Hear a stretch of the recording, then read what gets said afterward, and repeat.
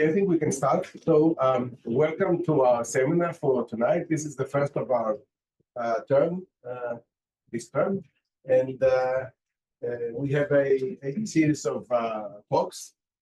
If you want to attend others as well, but today we are very happy to have Lucie with us to present her forthcoming book. It's out. That's wonderful. Well done. Congratulations. So her book is Qian.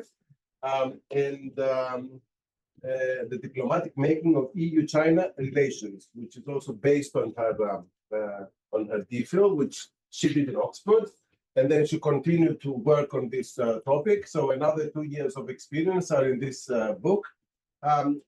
Lucie was a departmental lecturer last year at the Department of Politics and International Relations. She continues to be at the Department of Continuing Education.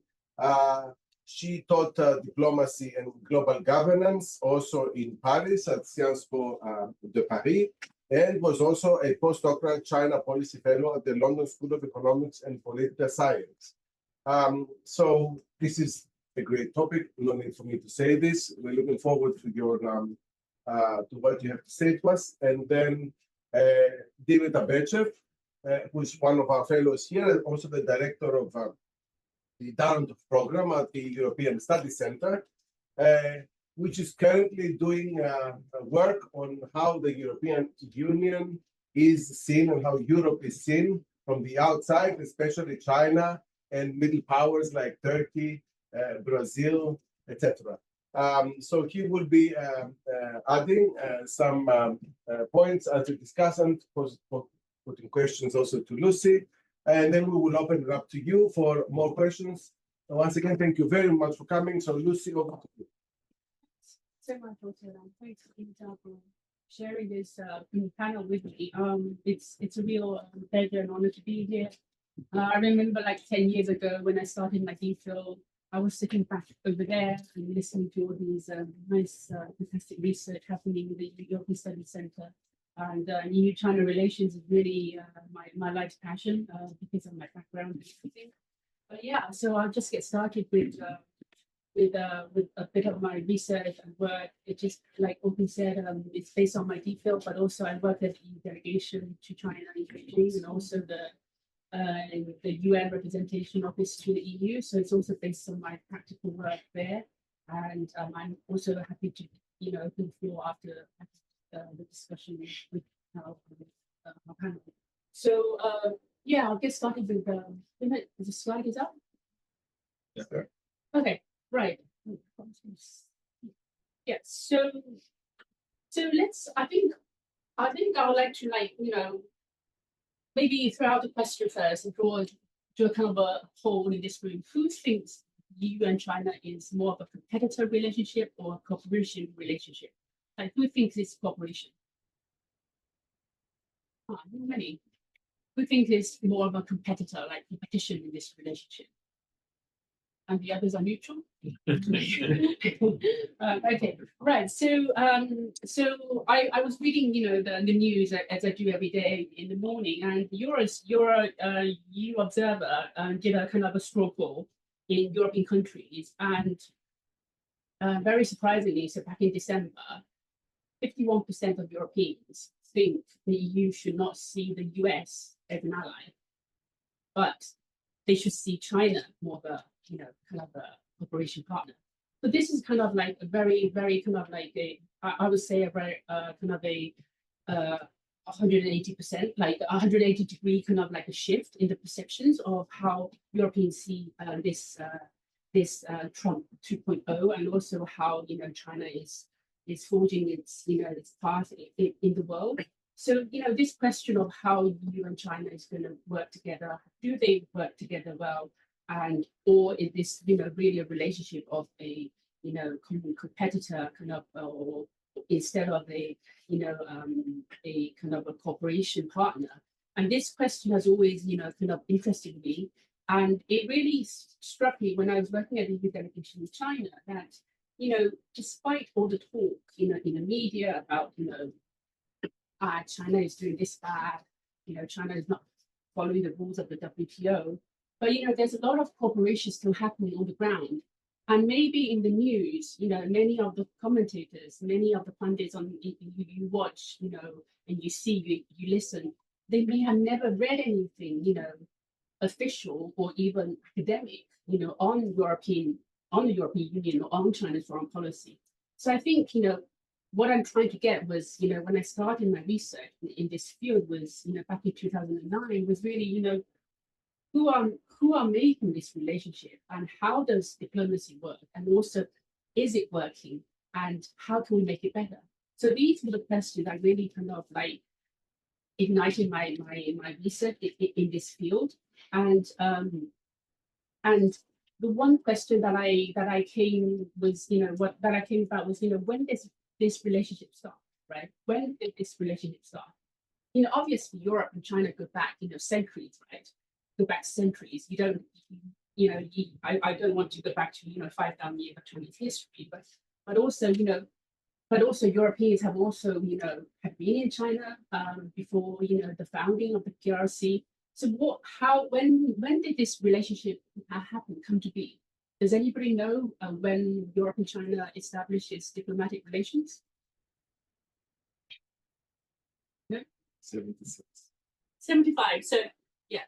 Yeah, so I'm just gonna try to get this slide working. Not working. Oh yeah, sorry.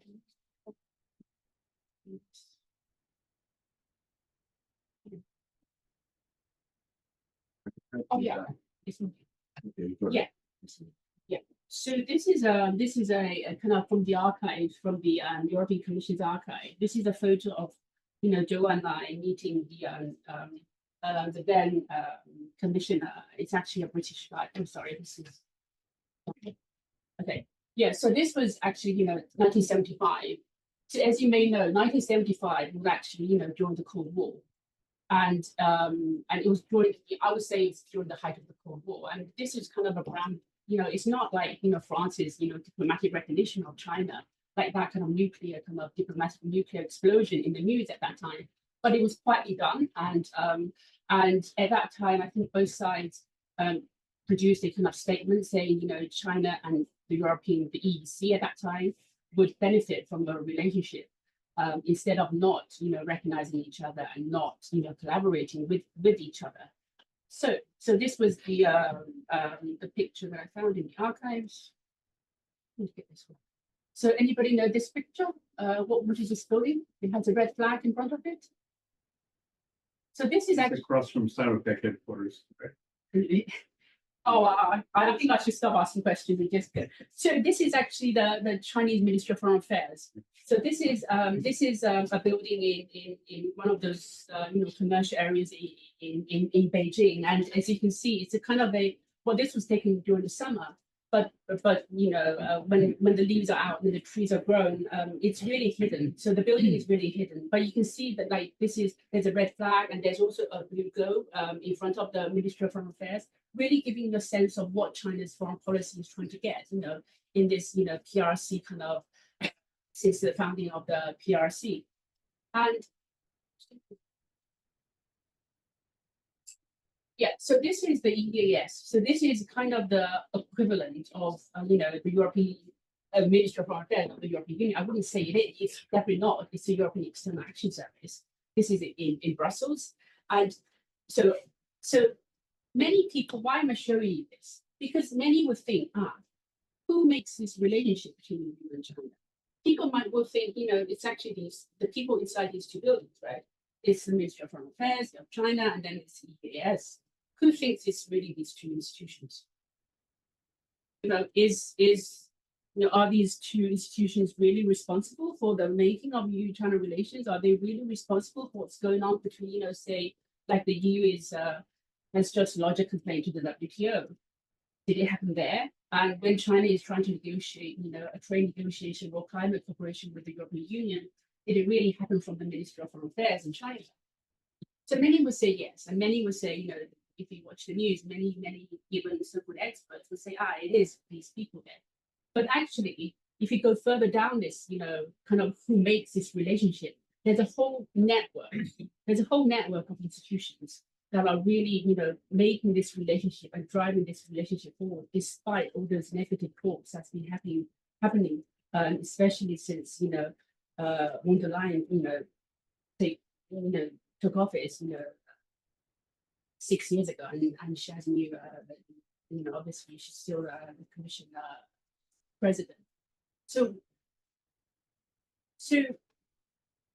I think to dispel all the myth of the element of it's in China some will say it's just she leading this and it's just the Ministry of Foreign Affairs leading this, and to dispel this myth, I looked into some of the a lot of the documents since 1975 in the archives of the European Commission, and one document which is really essential, which has not changed, was the document that really announced the European position vis-à-vis China, was seeing China as a simultaneously a strategic partner, a cooperator, and also a systemic rival. And I think these three elements, these perception of China has not changed since it was issued in 2019 as a strategic outlook. But when I look at the Chinese papers, like the Chinese white papers, policy papers vis-à-vis the European Union, it's quite different. So China has issued 3 policy white papers vis-à-vis the European Union. One was launched in 2003, one was 2014, the latest one was 2018. And if you look at all these documents, if you read them and have a closer look at them, it's really China really sees the EU as a partner, as a pole in this world. And China really, in the document said, it repeatedly says that China supports the European integration, and there's a need to build strategic consensus and mutual trust between the European Union and China. You wouldn't find these kind of wordings in China's policy papers vis-à-vis the US in a way, or even vis-a-vis Brazil or India. So I think this tells you a bit of a kind of imbalance in terms of how this relationship can be forged and also how it is going, because many will say it's China that is doing something very bad, that the EU is retaliating, right? But I think there is a kind of perception gap there in this kind of relationship. If you look at the policy papers. So why is there a gap in this kind of perception? Because obviously there is this China challenge there, right? Since the founding of the People's Republic of China in 1949, China has launched a kind of a policy of port reform and opening since Deng Xiaoping took office in 1978. And it was really this policy of opening up and opening to the world and engagement with the world that really kind of propelled China to become the world's second largest economic power in 2010. And also, many would say, China would eventually overtake the US because, if you look at the trade stats, China has already become the first trading partner for many countries in the world, which previously, really had the US as a major trading partner. And also, nowadays you look at AI, you look at, just yesterday, Trump has officially stated it's retreating from the Paris Agreement, and also the US is not going to be a member of the WHO. So it remains to be seen, how this kind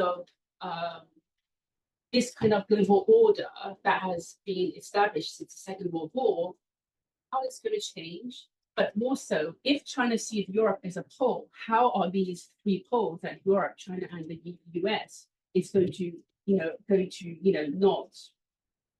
engage in a kind of a really kind of bad way, but instead it's that Europe and China working together. So instead of so this is kind of like the background kind of thing. But if you look at IR, so many IR scholars have really focused on looking at relationships of diplomacy from 2 perspectives. One is the realist perspective, right? It's interests that matter. It's interests that drive different nations, different regions to collaborate.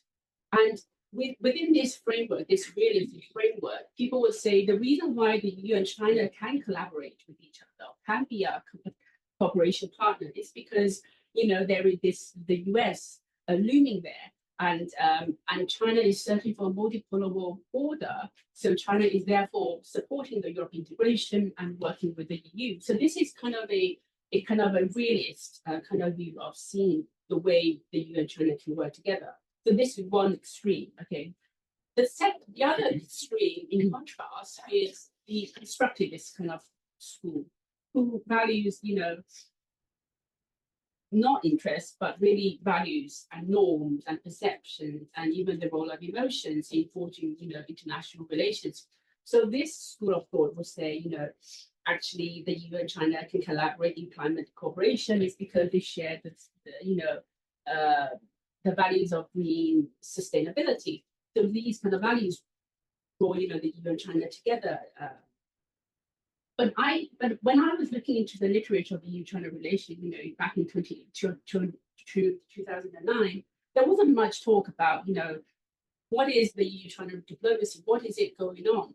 So if my question was, if you don't share the interest, if you don't have the same values, which is more or less, what's going on with China, at the moment, how can the European Union and China collaborate, right? If you don't have interest, if you don't have values, like these IR schools of thought are telling you, these scholars are telling you, what will happen?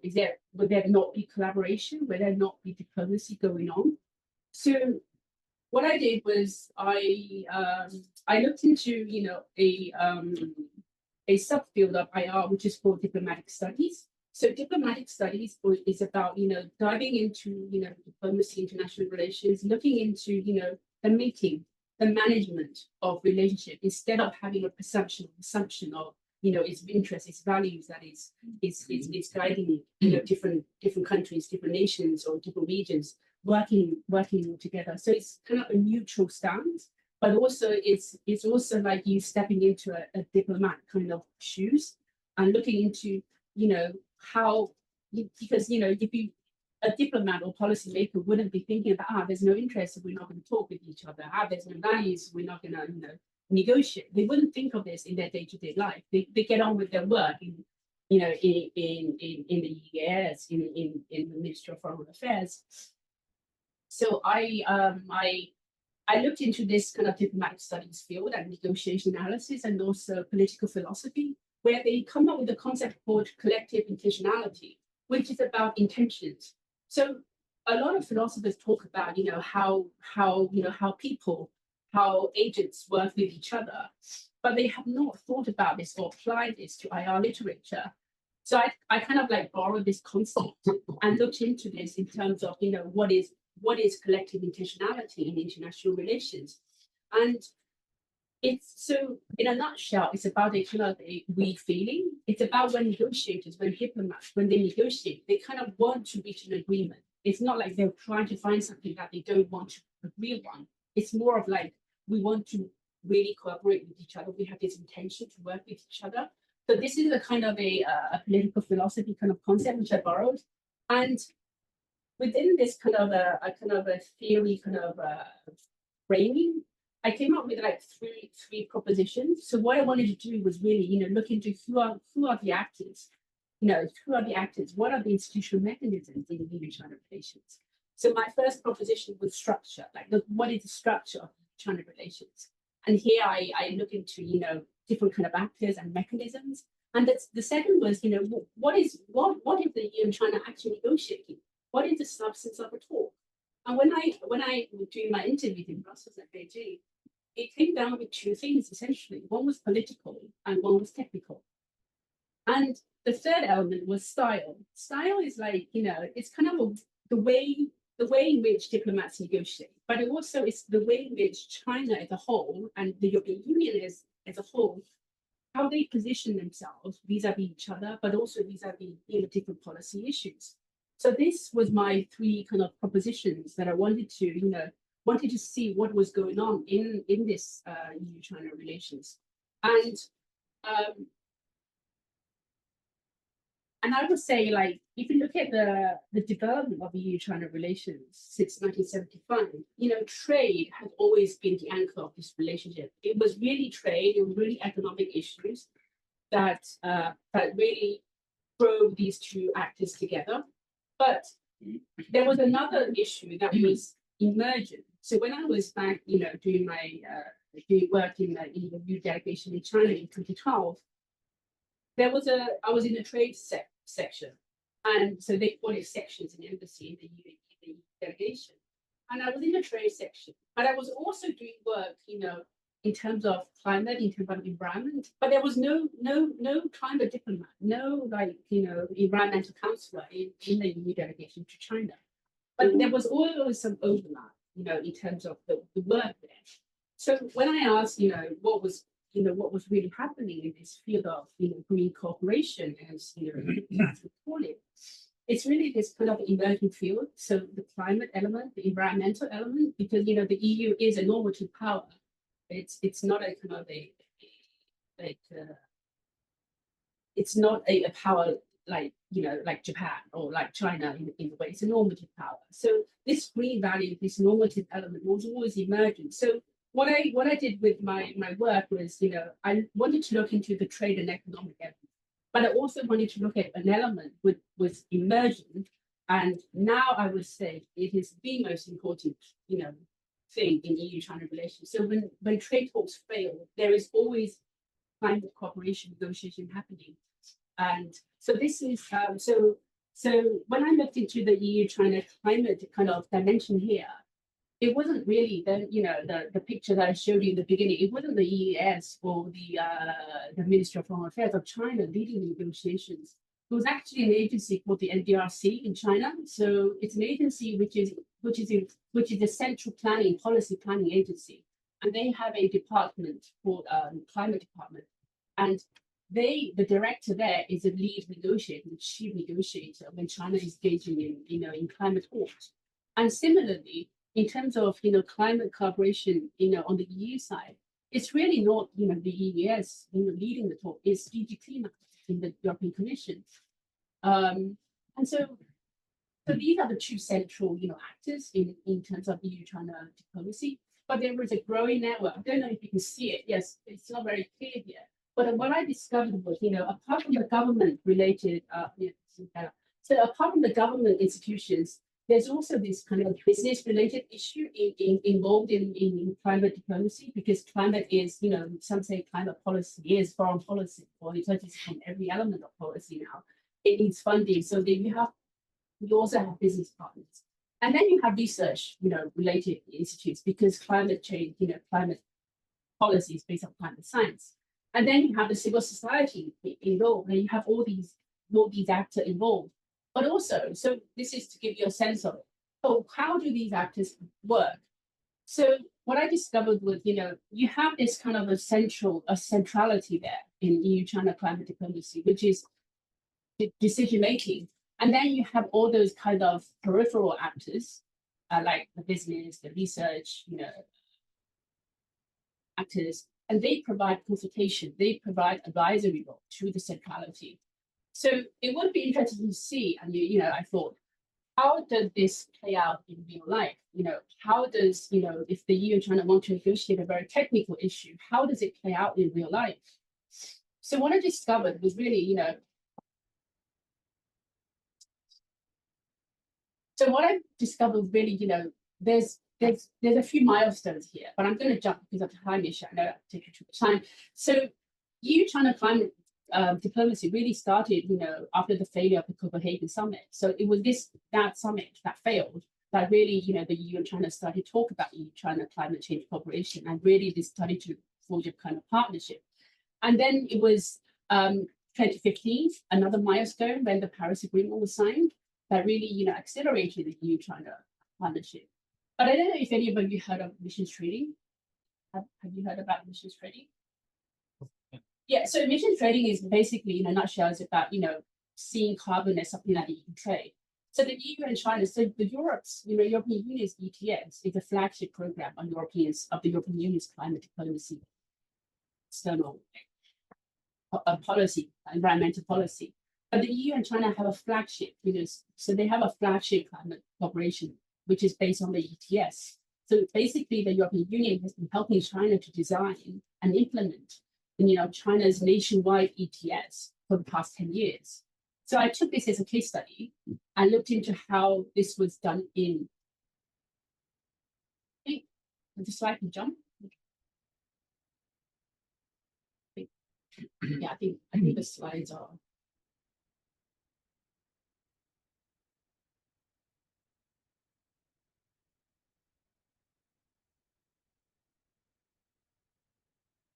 Yeah, so there's another mile. So yeah, so okay, never mind. I think the slide got a bit messy, but you know, in a sense, you know, in a sense, when I looked into this deeper dive into this case study was, you know, there's a lot of mechanism, there's a lot of institutional, you know, connections between the EU and China in terms of climate cooperation. And you know, because the slide is not there, but so I just jumped to the second case study. So the second case study is about EU-China agricultural trade. So many would think, you know, the EU and China is really about trading, you know, relationship, and it's all about, you know, it's all about economic, you know, economic cooperation in terms of, you know, trading goods. And obviously in the news nowadays or previously, you know, the European Union and China has been negotiating a comprehensive trade agreement, right? It's now pending implementation by the European Parliament. I don't know when it will be implemented, maybe not. But actually, there's another agreement prior to this negotiated agreement of the comprehensive investment agreement. It's called the Geographical Indications Agreement. So this was actually the first EU-China trade agreement that has been in negotiation, you know, for the past 15 years, but not many has talked about it. So again, I looked in the, you know, the actors of this, and again, it wasn't the Ministry of Foreign Affairs in China or, you know, the EAS leading the talks.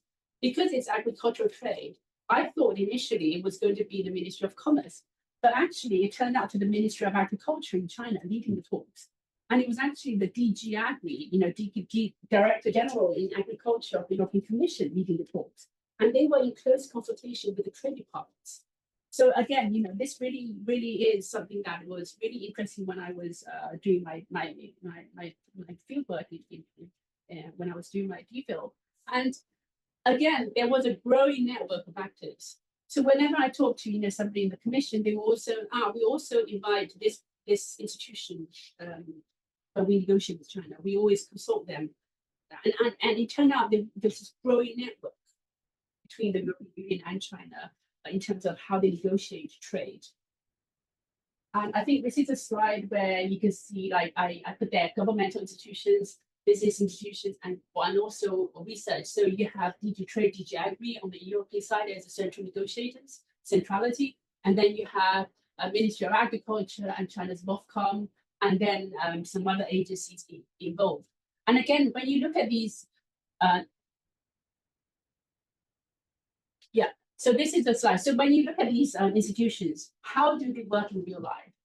So you have all these kind of institutional mechanisms, like different kind of dialogues, you know, kind of supporting how this relationship will work. So it's all about, you know, you have the EU-China Summit, the highest level, and then you have the EU-China Trade Summit, Business Summit, and then you have this very, you know, what they call working level mechanisms or sectorial dialogues, what they call it within, you know, European and Chinese policy circles. And I discovered that it actually takes place quite frequently, so once per year, very regularly. So again, this is really telling, you know, in terms of, you know, when you hear the news or something like, you know, the EU and China, there's no cooperation, there's no talk, it's actually always working.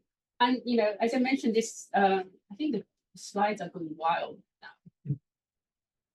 So what I wanted to, so, you know, geographical indications, essentially, I put down, I think the wild slides are working. Yeah, I want to go back. Yeah. Yeah, no. Yeah, so this is, yeah, this is the trade flow that the latest data.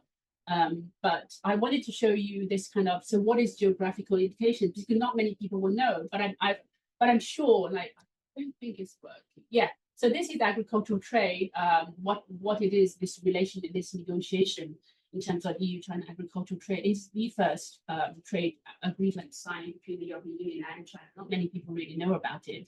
But what is this agreement about? It's really about protecting, you know, food and wine and products.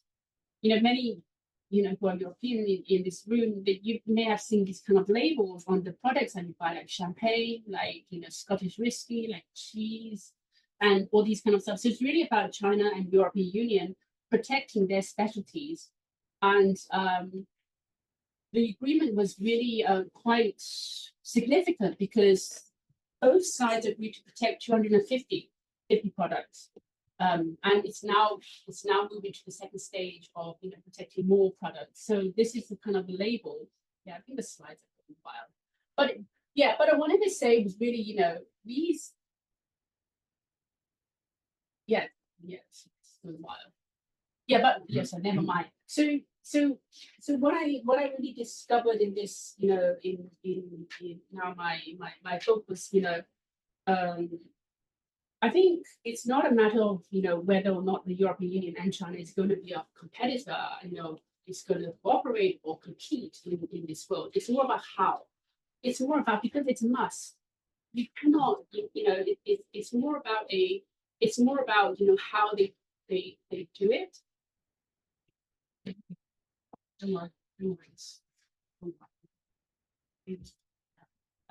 Yeah. So I think. So my thoughts on this, can the European Union and China be a competitor, or can they be a more of a competition? I think it's more about how can both sides balance interests and values, but it is also about having this intention to work with each other, and instead of asking this kind of, is it going to compete? Is there some cooperation within this relationship? But yeah, so. I guess I'll stop. It's okay. Don't worry. It's okay. Yeah, I think it doesn't. Yeah. Anyway, so many of these graphs are in my book. So these are all authors' graphs. So I can't so it's in my So these are the data which I took a lot of time doing from my research, my fieldwork in European Union member states. Yeah. So this is the last slide. Was instead of a lot of people will say there's this trade relationship, this climate relationship, but also what are the military elements, right? And if you look at this graph, it's called the EU-China Dialogue Architecture. You have a whole section there, which is dealing with, there is this first pillar, political dialogue, and then in the middle you have this trade and economic dialogue, and then the third pillar, which is very surprising, which we can never see between China and the US or even Japan. It's just people to people dialogue. So you can also see that it's quite different, how EU-China relationship is this is the slide. So it's quite different in terms of how China and the European Union are working together and having holding this diplomacy, compared to the other major power relationships, because you would definitely not see a people-to-people kind of dialogue between the US and China, especially from 2.0 happening at the moment. So yeah, I'll leave it now, and I'm open to questions.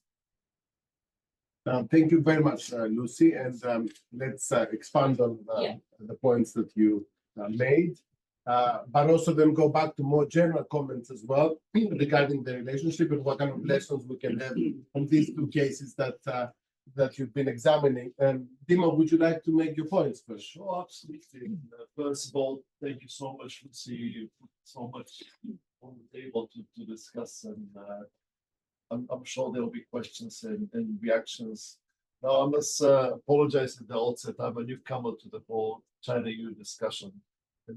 But most of what I have to say comes from the European angle, as opposed to the Chinese angle. But nonetheless, I got some ideas from your presentation. And my first point is maybe it's worth to broaden the perspective a little bit, because EU is only one dimension in the whole European constellation. And China-Europe is bigger than China. You're talking about issue areas where you have lots of EU integration and EU agency, and that's not necessarily the case elsewhere in other sectors where member states play a much more central role. And I'll come back to that point in the questions. also in the bigger picture, it seems to me, looking at the broad sweep of the relationship, is that the dynamics have changed profoundly over the past 4 decades since China started opening to the world. Because at the beginning, EU played much more of a central role, in the sense that, of course, it was the US guiding the opening process, but the EU was there as a junior partner, and the EC before that supporting China's marketization opening to the world, trying to condition China to the degree that to the extent that was possible, especially in the technical areas. I mean, it had a much more of a powerful vantage point, and that's not the case now anymore, right? The tables have turned in a way, and one critical moment was the post 2008 global financial crisis and its repercussions in Europe, the Eurozone crisis. We've seen more and more China present in the economies and of Europe. For instance, China became a stakeholder in the European Stability Mechanism, with the idea that China is the ultimate backstop of the global financial system, that had a direct the European dimension as well. China started, or Chinese entities started purchasing assets in Europe where governments were putting on sale because they had to stabilize their fiscal situation. Greece would be an example with the Piraeus concession, but there are other examples elsewhere beyond Southern Europe. Volvo, an iconic Swedish company, being purchased, acquired by a Chinese investor.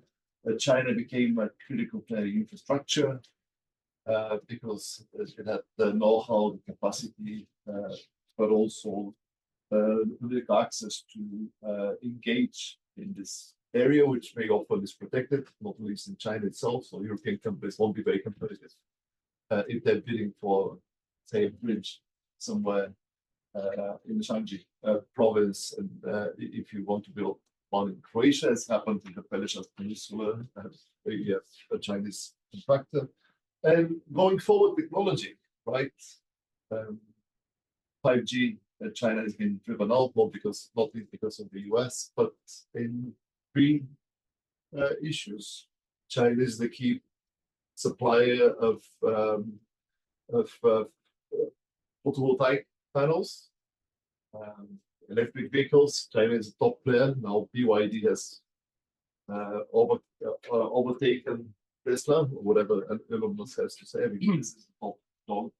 These days, if you go to a European football game, championship, you see who is advertising. It's not Tesla, it's BYD, providing the advertising budget, batteries, and it's not for nothing that von der Leyen, who we mentioned, started talking about de-risking, which is not decoupling, but still, it's a serious move reflective of this idea that Europe has become dependent on China, and maybe there is no way out of the dependency. It's not the top dog in this relationship; it's on the receiving end at present, and it's just a challenge how you manage the dependency, not how you extricate yourself. Because if you want to decarbonize, probably you need China, because you cannot replace Chinese technology and Chinese inputs. So this is a general observation.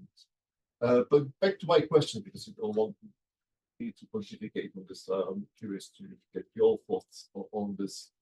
First of all, what is the constellation of interests in Europe? It struck me when Xi Jinping came on the European tour last year.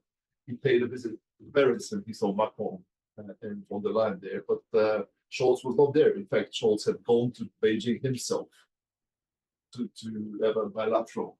And so the show of unity was not there. And also there was a Hungarian leg of the visit, Budapest, and then she turned up in Belgrade as well. Traditionally, we tended to think about different camps in Europe.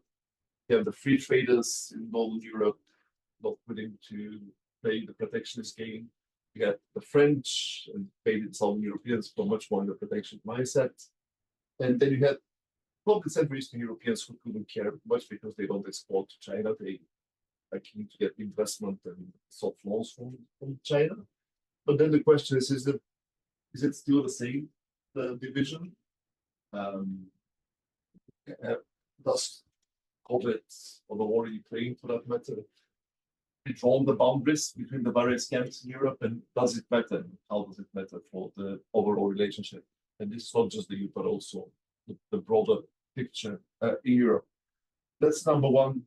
I was encouraged that China is working on an ETS, an emission trading scheme of its own. It ties to this whole issue of the carbon border adjustment mechanism, which will be a thorn on the side of many of the trading partners that the Europeans do have, not from Britain, but certainly for the US. So I'll be curious about the specifics. I mean, who is taking this form? This one, how much China is trying to fashion this trading scheme according to its own preferences, taking much of the input coming from Europe. And finally, because you cannot ignore the elephant in the room, there's the Trump factor. There was an inauguration yesterday for also you heard of this. And I mean, that would be a big issue in the triangular relationship. And the question is, what happens with Europeans, but also with the Chinese? Is it the case that because of US's principal role in European geopolitics, there will be more and more governments willing to accommodate the US from China? Or is it the opposite? Because Trump is unreliable, it's a strong incentive for European states, but also the EU probably as a whole, to hedge and not to burn bridges to Beijing. If you look at the crystal ball, how does it play out? So sorry to put it in a more geopolitical play. And I'll stop here. Thank you so much. Guys, fantastic questions. And I could summarize my answer in one word, which is read my next book, because I'm writing on China-France relations at the moment. So yeah, which is touching upon, you know, exactly what you mentioned about the member states, you know, but all jokes aside, it's really, you know, the first question of European interests and European values. I think so when I was working in the delegation, also working in the UN in Brussels, and doing my interviews, also when I was prior to that, you know, doing my DPhil research, was, you know, there is always going to be national interests when you talk about, you know, European foreign policy, and there's always going to be, you know, the European level, right, institutions, you know, level of interest. And it's really up to, you know, the European Council, the European Parliament, and also the European Commission. So these three major actors, how they negotiate themselves. I think in terms of, you know, the European, you know, there's a lot of talk about, you know, China is dividing Europe, right? It's dividing and conquering this kind of, you know, divide and conquer, this kind of policy.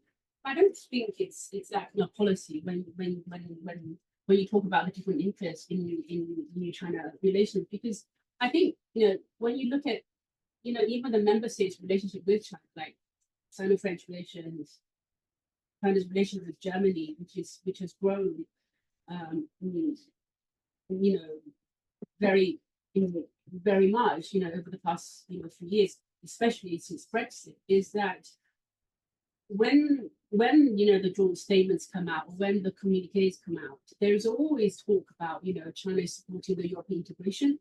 So I think you know, many people ask me also, like, is China seeing European member states more important than the EU as a whole? I think it's the reverse. I think China really values Europe as a whole, because, as you mentioned, and because going back to the history of the founding of EU-China, you know, the EC at the time, was really trying to find a way out of this Cold War, like Cold War, and really trying to see some place, some region that China can work with, instead of working with Russia, instead of working with the US. So I think China really sees Europe as a whole in general, and even in the Chinese language, you have Europe instead of European Union more often cited in the statements. I think I don't think, at least on the Chinese side, I don't think there is this kind of divide and conquer kind of policy. But I think on the European side, I think there is a kind of, instead of a strategic kind of policy sometimes where you see, when I would have loved to see, but instead of that, it's really a kind of a reaction policy in EU member states. So instead of having a kind of a strategic, outlook, many European countries are reacting to what China is doing. And this is really not a foreign policy, it's really a reaction policy. So for instance, Lithuania, right? Trying to establish diplomatic relations with Taiwan. I think it's kind of and then it drove a kind of a domino effect in many other European countries. I think so. Many European member states are really reacting to what China, as a rise as a global actor, second largest economic power, is reacting instead of having a strategic policy. But I think France is doing very well because France is kind of at least Macron is trying to push for European strategic autonomy and pushing for de-risking instead of decoupling. Or obviously, decouple this kind of concept was forged in the US, and the EU was more of a de-risking in its relationship with China. So yeah, so I think this kind of interest and values is always kind of an element of the European EU-China relationship, but it's not like the most important. I think most important is really like how can both parties work together, whether or not they have the intention. And I think they have the intention to work with one another. So that's the second is carbon. CBAM. CBAM is kind of a rather sensitive issue, but it's one thing is I think. Many look at CBAM as whether or not China is playing by the rules, or whether or not this green cooperation is going to happen, and what's going to happen with the ETS. I think in a broader step, so if you step back a bit about looking at CBAM, I think it's about trade and climate intersections at the nexus of how countries can deal with a sustainable development. And also, and this is exemplified by China because China has always kind of prioritized economic development instead of protecting the environment until the pollution got so bad in China that really the Chinese government started to look at how China can deal with pollution and how can China engage with green powers such as the European Union. But also I think in terms of how China is going to what is going to happen is it's hard for me to say because I one thing is I think when you have worked in policy making or before, when I was working in the delegation, also the UN, it's just like the day-to-day work, and it's just like, it's not like, I think it's a different kind of way of thinking about things. So there's this article called, Why Diplomats Don't Think About International Relations as a Discipline. It is a good article written by a few diplomats prior to their academic life. And what the article really says is, ION scholars are really kind of like always thinking about interests, always thinking about values, and whether or not this is going to make or break, the world. But really, diplomats on the ground is really trying to get their job done, right? They're really trying to, represent the countries, present, their interests, and then, and trying to, promote their values abroad. It's really about, but also it's also about building, managing this relationship that they have to, and making, well, at least, when I was as a diplomat, trying to make the world a better place, a peaceful place. This is kind of what I think. So it's really hard for me to say, but I think China is doing quite well in terms of dealing with the nexus of economic growth and environmental protection at the moment. So one agreement that China has been negotiating, but it has not gone forward, is the environmental goods agreement within the WTO. So China is one of the 50 countries that are negotiating this kind of agreement at the moment, but there's actually the US has been an obstacle in this agreement, in this negotiation, because there's this kind of misunderstanding in terms of what is environmental goods. So that is another very interesting international negotiation that I think is worthy of looking into. And the third question was okay, yeah, it's another question. I think at least it's not that. One thing was, many people would think that Trump will immediately kind of implement tariffs, in China trade, kind of policy tariff, but he didn't. He didn't. So I think I don't have any insiders, what's going to happen within Trump and the new Trump administration, but I don't think Biden's policy vis-a-vis China has changed that much compared to Trump, the first Trump administrations. I don't think it has always been so hostile. I think it's not like Obama's like the shift to Indo-Pacific and or even Clinton era. My question was more about the European reaction. The European reaction towards Trump, towards how China, US will move forward. Whether they'll go with more hawkish American policy as they have until now, or whether they'll think twice about it and try to keep the door open to China as much as possible. Yeah, I think according to the EU Observer, like the poll in the European member states, like that they did was back in December, was that 51% Europeans see the US as an ally, but 16% of Europeans see China as an ally, and over half of Europeans think the EU should pursue a independent policy, whether or not there's going to be Trump, or whether or not she is going to be more aggressive in the South China Sea or not. I think with Trump, my feeling is that there will only be closer cooperation between the European Union and China if there's no hawkish, more hawkish reaction within the Commission. Because I think when Juncker was president of the European Commission, I think it was really at that time when they negotiated the agricultural trade agreement. They started to talk about comprehensive investment agreement. It was really the Juncker Commission. So really, but von der Leyen is really quite hawkish, I would say, and so that's one thing that will not change in the next five years. Great. Thank you, Lucie. I mean, I've got a couple of questions as well before we open it up. And what I wanted to ask you is, how do you explain that difference in the rhetoric that you mentioned at the beginning? Because from a European perspective, one can understand this is a multi-party actor. We've got different levels of communication, different levels of opinions as well.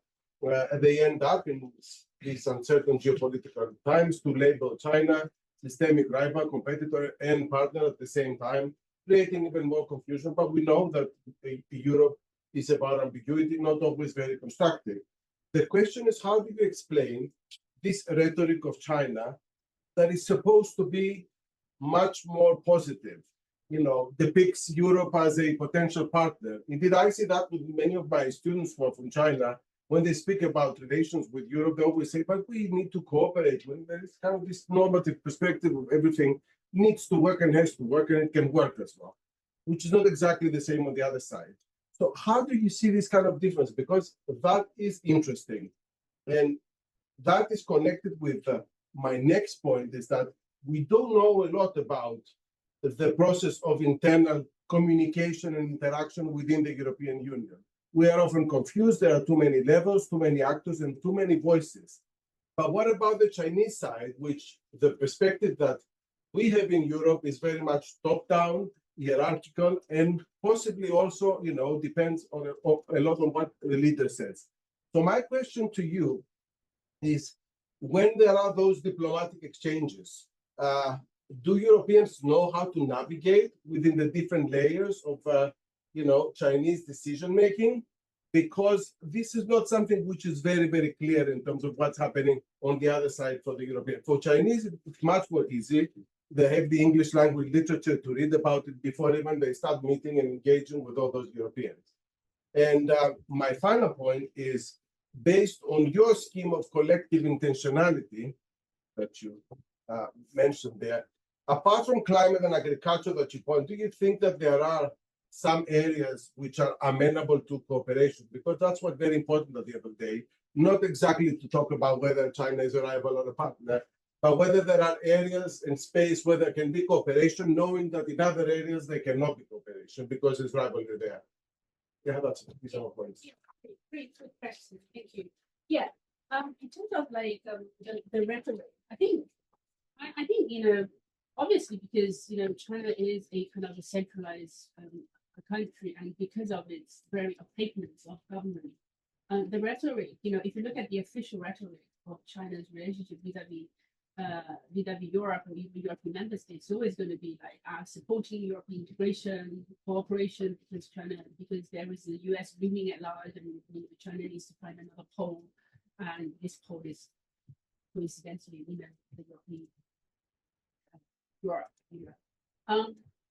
So I think the rhetoric is in terms of, so what I found in my work on the policy level, and also interaction and interviews with policymakers, is on the Chinese side, the rhetoric and the substance of the policy making is not too far off. Like the rhetoric and the policy is not really, it's in terms of Europe, it's not too far off, but in terms of America, it is.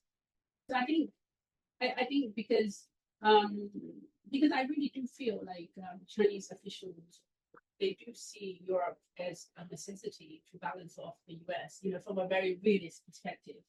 And obviously there is another element, it's because, China and Europe doesn't really share any kind of, I would say, strategic kind of, there's no such thing as, there's no kind of really, the Chinese, if you look at the Chinese document, there's no kind of conflictual kind of interest between the two regions.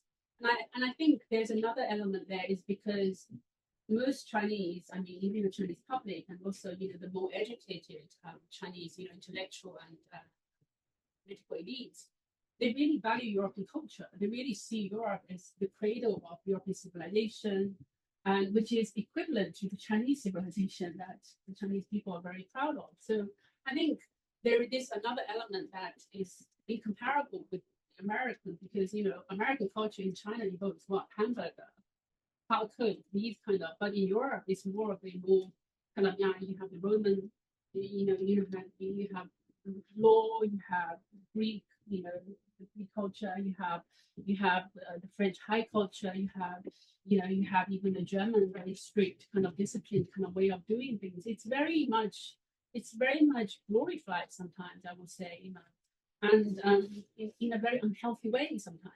Now it's more, obviously now it has changed a lot, especially with Gen Z and stuff like that. But I think so that's kind of why I think the rhetoric and the real thing that is happening on the ground is not too far off. In terms of the second question you mentioned about the institutional cooperation, whether or not European can manage or know about what is going on within the Chinese institutions. When I first started off, 2009, I remember, it was 2009 when I really thought about this project of EU-China relations, was really, I always thought like, many people, whenever I go, people say, oh, you have one person taking charge in China. You have one person. But I would say, I would question them, well, does he have the brain to deal with climate change, to deal with, military affairs, to deal with the day-to-day activities in China, because China is essentially a very huge country. and you have province, have provincial problems happening all the time. Does one person really can deal with all those domestic problems and also deal with external policy making? And obviously, it's no, right? You have all these kind of institutions in China, and it's bureaucracy. It's like any country that has a bureaucracy because it is a modern state, it's a modern nation state. So you have obviously you have the state council taking charge, and you have the different institutions that I just mentioned. But I think in terms of how on the ground Europe and China are working together, I think Europeans are officials in the Commission and in Parliament, in Council, in the EA, they actually know quite well China because they often tell me they have a Zoom call with them before the actual negotiations. And but it's really actually the European level, the member states level, the EU institutions that are puzzling the Chinese officials. So you have this famous who does Montport in Europe, when you have a problem, and That's what Kissinger said. yeah, Kissinger said. I don't think he denied Yes. saying. Yeah, but I say that. Yeah, but many Chinese officials, they often, cite this and they say, you don't know, do you call the Commission, do you call Germany, do you call France? So I think it's on the Chinese side, it actually lacks a lot of, there's a lot of confusion and information in terms of how the European Union is functioning, and also, the member states' interest in how the European Union is balancing all these kind of different member states' interests and values. But I think it's a work in progress, if I could put it like that. So I think it's a work in progress. And the third question was, We can leave it for now so as to get more okay. questions from Cool. the audience Yeah. because Great.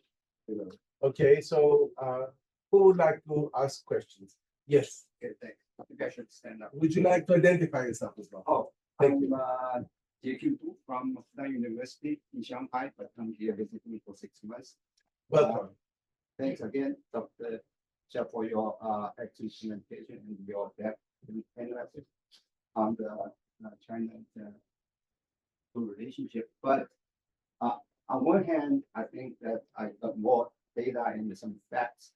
On the other hand, it sort of troubles me more is why Europe thinks China is a rival, because if you look at the history of its relation with China, actually, European countries are taking a lead and supposed a junior partner of the US.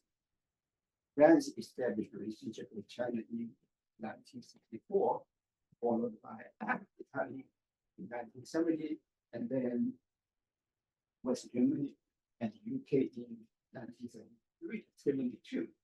So looks like European countries actually are taking the lead in establishing relationship. So I tried to figure out why now do you think that China is a rivalry and supposed brand or partner. As you mentioned that we actually appreciate what European countries have done in the early days, when in the 60s, 90s, last century. So what has happened? So that actually puzzled a lot of people in China. So that's my question. Thanks. Thank you. Let's get another one. Did I see any? Yes. Thank you very much. Well, thank you for the. Can you identify yourself? Yeah, I'm David Arkendi. I'm a PhD DPhil student at the Faculty of Law, about to submit my thesis actually on EU-China relations. So I have two very short questions. The first one is about the comprehensive agreement on investment. What do you think is its future? Do you think that are there any prospects for the European Parliament to increase it in the future, or do you think it's completely dead? And then the other one, somehow related to the previous question. So you mentioned that there are three elements that make up the diplomatic relationship between the EU and China, right? You mentioned the political, the technical, and then the style. So I'd like to ask you, what's the most important one? Because I feel that at least nowadays, during the last 2 years, perhaps, the main elephant in the room is the relationship between China and Russia over what is going on in Ukraine. So I think that as far as that's there, there's not much talking going on between the EU and China. So yeah, the question is if you feel that this is right, or what is the role of this obstacle? Yes, you've got 3 questions. Okay, I'll just answer the questions. So yeah, I think rivalry is because of China's economic growth. So China is the second largest economic power. So this kind of threatens the Europe as a kind of the world's largest trading power. So this is kind of like the rivalry there. There's this kind of trading element, and also there's always this kind of trading balance between Europe and China when you look at the economic relationship. So I think the rivalry is mainly that element. But I think how it has changed. So why Europe previously, maybe had a more softer view of China instead of this kind of harsh or critical view, hawkish view of China. I think it depends on the leadership sometimes. So I think it depends on the leadership. And also it depends on, the whole geopolitical circumstance. So, and also, different kind of major events happening, like COVID, like Russia invasion of Ukraine. You have this perception that, I was in Hong Kong back in October and in the conference, and many people saying, actually, the Hong Kong and academics, HKU, they were actually saying, there's no way China has been providing, weapons or whatever to Russia. But obviously Europe have this kind of perception there, and whether or not it's true, I'm not going to comment. But I think so. Yeah, I think you have this leadership problem, leadership change.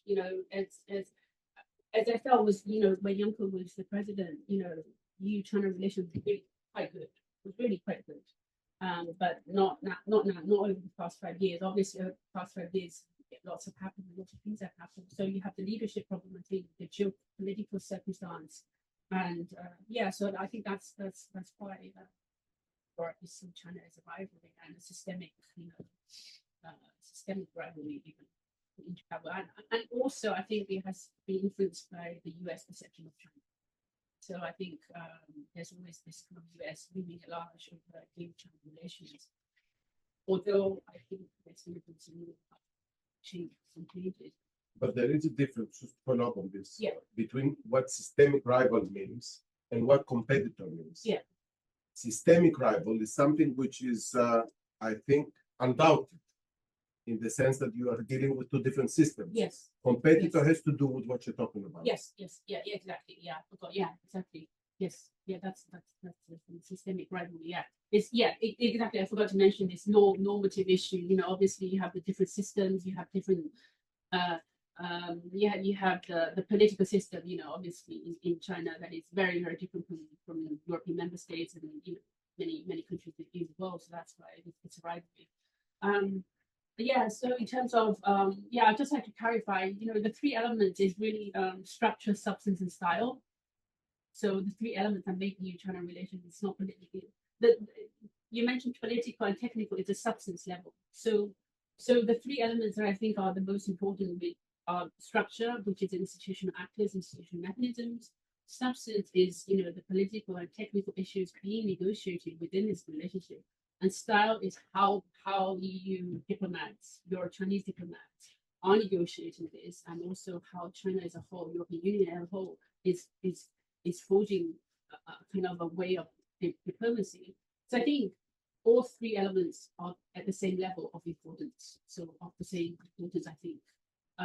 When I was trying to wrap up my writing, a few 5 or 6 years back from the field, I tried to see, which one of the elements would, my supervisor was always pushing out, which is more important. But I really think it's all 3 of them. It's the most important. In terms of the comprehensive trade agreement, you have to ask the European Parliament. So it's there. It's the freezer. I asked them, last year. I asked EU-China conference, in Brussels, and I asked the same question: was, is it going to happen? Is it going to be implemented? I think there is a will on the Chinese side, because if you read a lot of, if you read a lot about, EU-China, so-called trade war, although, officials don't want to label it as a trade war, in a few years' time, there's always this talk about, well, you have this agreement, why don't you just implement it, right?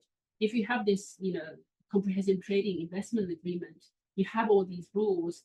If you implement it, then there wouldn't be so many, problems within the EU-China economic and trade, like not like Europe taking China to the WTO because of patent issues lately, not have these problems because, within this comprehensive trade agreement, it's you have regulations, you have restrictions there. So I think it's a pity. It's I would like to see it, be implemented, and I think most people work on the EU-China relations would like to see it be implemented. But I think the agricultural trade agreement that I mentioned, it's a very good example of how Europe and China can work together to have this kind of agreement on trading goods and trade products. Thanks, Lucie. Questions? Other questions? Yes. Hello, I'm David Madden with CSOX. I'm also the Vice Chair of Compassion in World Farming. That's a background of my question. And what role does factory farming play in the relationship between the EU and China on agricultural questions, particularly given the enormous contribution which greenhouse gases and methane make to climate change? Thank you, David. Yes. So my name is Nicholas Mitsos. I'm an alumni here, but we're setting up a new research center with the university on how to finance infrastructure in Africa. I want to talk about the opportunity for cooperation, in fact, the necessity of cooperation between China and the G7. And the biggest challenge I've searched in the world for the next 25 years is how to elevate the living standards of the poor countries to be at least closer, where you can drink the water and you have a toilet, all that. And China here has the best construction companies in the world. They don't have the capital for it, though. So what you can see is where the G7 countries provide the financing and project management, where the Chinese get a lot of the construction work. And the work is being done in Africa and the developing world. I want to get a reaction to that. I think we're looking in terms of size, we're talking about $70 to $80 trillion over 25 years. It's the biggest problem the world's going to have. And without China's participation, you're not going to see, well, England doesn't even have construction companies anymore. You're not going to see European companies building cities in Africa. It's just not possible. But China has done it and can do it. So I'm just curious about your thoughts on that opportunity, which is, I think, overrides a lot of these petty disputes that we're having. We need to grow up a bit and think more seriously about the big problems that the world has for the next 25 years and get over the rivalries that we have and get over the ideology, especially. Yeah, great question. Thanks so much. Yes, I think the first question was factory farming. I'll be honest, that's a very new concept, like in terms of agricultural trade. So I think what I was the agreement that I mentioned, geographical indications, it's about trading goods, it's about products like like food, like specific kind of food like cheese, wine, whatever, that are very well valued in Europe and China. I think actually I think this I think in terms of China obviously is a huge agricultural country, right? So I think in terms of modernization of China's farming industry or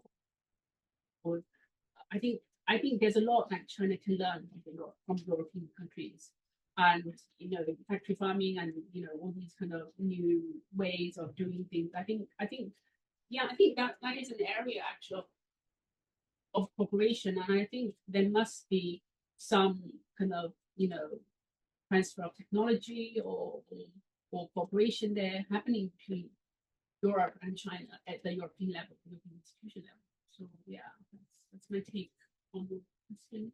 The second question of I would say yes, for sure. There's lots of areas where Europe and China need to cooperate, and and Africa is a region where actually a lot of scholarly research are happening in terms of EU, China, Africa, bilateral cooperation. I think in terms of yeah, that's my take really. Like EU, China, Africa, that instead of because Africa has long been seen as the backyard of Europe because of the past, the history and stuff. But there's a lot actually going on between the EU and China on Africa, and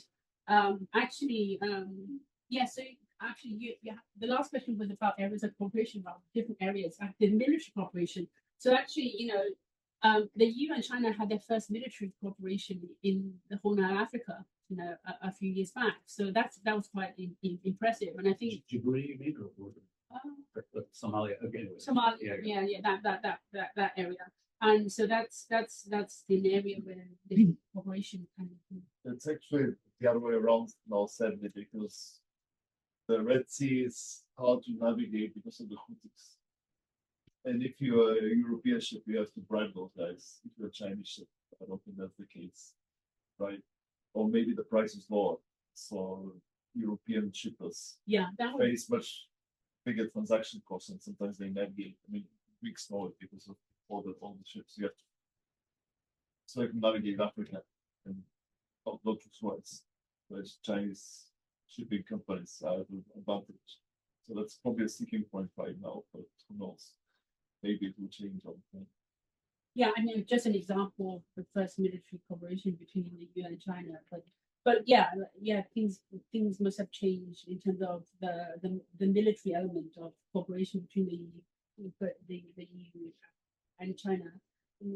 Yeah, but one thing I didn't, or we haven't talked about is really the BRI, in Africa and such. I think, this also is, where I think more cooperation is needed, and not, let's talk about what things have failed. But actually, there's also, speaking of the PRI, many would say, China is, there's this dead trap diplomacy, it's not working. But there's a recent book that came out, is actually done by also an Oxford scholar. He actually did work on the BRI and interviewed a lot of the member states along the countries along the BRI, and actually, when he talked about when he did interview, the workers, the policymakers, the officials, on the ground, those who are saying, it's not as bad as the media portraying the BRI, I would say. So yeah, I think whenever there is talk about China or China relations nowadays, I think lots of the media they've really not talked about or really spoken with a person on the ground. So I think it's kind of sad. Thank you. Any other questions that you would like to put? I don't see any more questions. Dimo, would you like to come back with any final comment? No, just to say that it's fascinating to have this conversation and to invite you to come to further seminars. We'll be discussing Europe in the world. I may have one point to make before we thank our audience and our speaker. Can you tell us a little bit about the field of education and what kind of cooperation are we seeing there? I mean, there's certainly, an interest from a Chinese perspective to attend European universities, US as well. But how do you see kind of education developing, given also that there are, problems and obstacles there as well, in terms of how far that can go, how far you can build trust also in terms of those educational interactions, which at the same time are also very beneficial and need to take place. Yeah, I think the field of education falls under, one pillar of EU China dialogue architecture, which is a people-to-people dialogue. So actually, a lot of countries, member state countries, European member state countries, they have a kind of cultural year of China, and where lots of cultural activities and a lot of university partnerships are being established, and also you know, academic level exchanges and conferences being held across the year. One country strikes me as being France, not because I'm writing about it at the moment, but also it really is a country that has a very wealth of, you know, cultural exchanges with China, and you know, in France you have the Dimitar kind of scholarship for Chinese students. You have exchange programs between universities. And I studied in France because of the exchange program that the university had, and I think it's very important for, you know, the young people to recognize and to be more familiarized with European culture, Chinese students, but also vice versa. And I'm pleasantly surprised nowadays that a lot of Europeans are learning Chinese and at a very high level. I mean, last year when I was teaching PPE students past projects in China, a lot of young kids, you know, actually learn Chinese in high school, even in this country. So that's something which is admirable and also encouraging to see, because, you know, because Chinese students, young students, you know, their level of English is quite well at the moment, and they often learn Spanish, French, you know, German as secondary language. And so it's nice to see, you know, Chinese is being picked up by European schools.